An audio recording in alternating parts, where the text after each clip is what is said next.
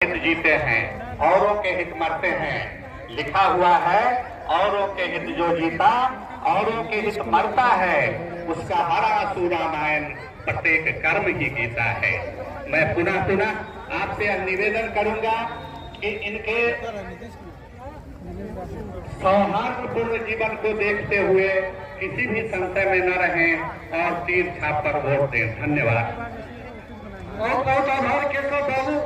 अब हम आग्रह करना चाहते हैं विकास यादव जी से कि गागर में सागर भरते हुए और जो इस गाय घाट का चुनावी महासंग्राम है, जिसको कैसे फतह करिएगा, इसको 1 मिनट में बोलकर अपनी बात समाप्त करिए।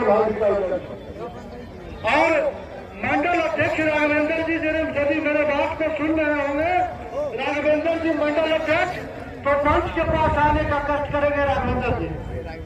सम्मानित मंच,